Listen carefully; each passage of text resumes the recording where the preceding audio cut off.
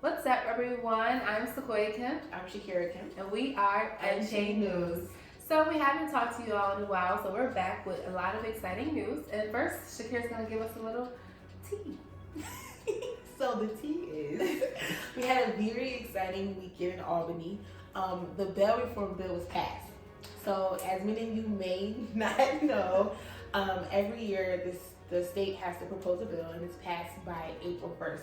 And the bill got passed. So Sequoia and I, along with Aunt Emily, we had the pleasure of going to lobby for this bill last spring.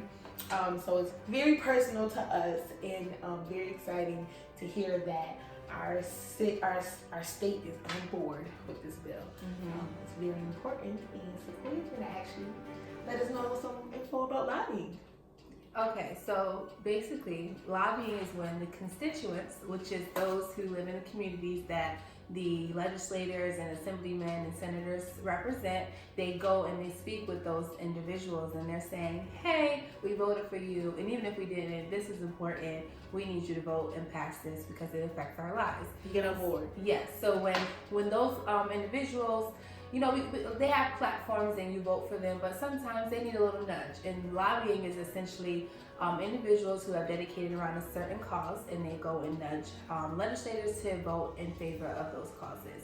And so with the bail reform, it was a bill stating that those who are charged with misdemeanors will not have to have bail. They'll be able to get a court date, and they're going to honor it and go from there. So that way people are not sitting in jail when they haven't even been convicted of a crime, or if they don't even have a court date on their schedules. This is allowing people to go home, continue their lives, and also get the support and build their case in order to prove their innocence. Also, to piggyback that, it allows people to go home and still take care of home. A lot of people sit in jail and they lose their jobs, and like Sequoia said, they're innocent and proven guilty, so they shouldn't have to be there. And when they come home, everything's falling apart because they've been sitting somewhere for a bail that they can't even pay because it's just extremely high. So we did a really good job. Yes, and another reason why this is amazing is because there are a lot of people who are falsely accused of crimes. And so what we see as a pattern in New York State is that we have individuals who are sitting in prisons, whether it's downtown at the Justice Center or Rikers Island, New York City, who have not committed these crimes, and so their lives fall apart as they wait for a trial date. Yes. So this is a really, really important bill, and we hope that it's going to positively impact our communities.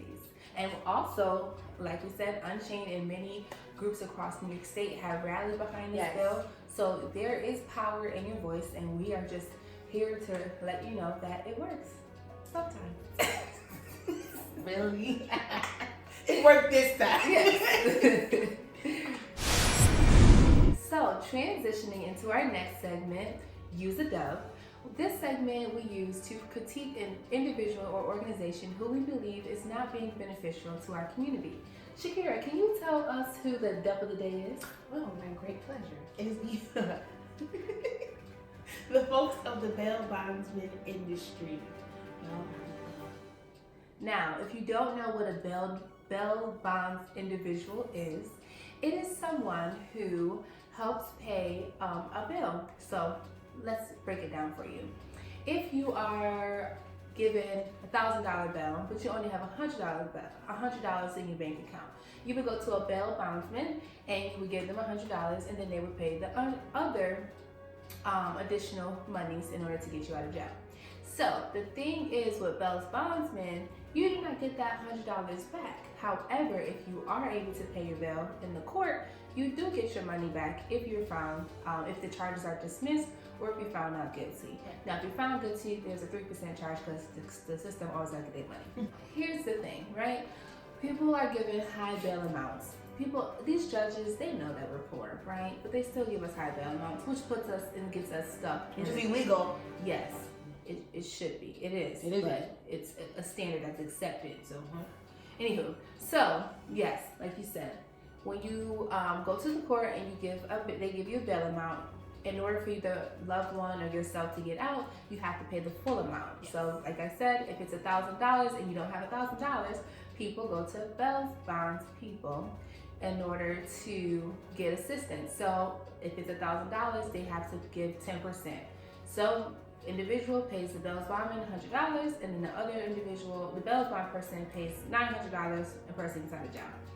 The issue is, though, people like us who have been advocating for bail reform so that folks are not sitting in jails, and these individuals who are filling the gap for bail issues, were advocating against us. They were our opponents. So how can you say you serve in a community, you're filling a need and you're filling a gap when you are actively fighting against us? So you're there. More importantly, you're exploiting the misery of people.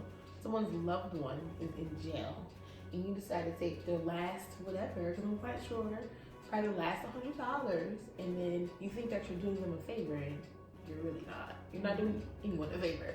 So again, use them. And so, on another note, when you all go out of business, we'll be glad that it happens, and we wish you a great, successful career in something else.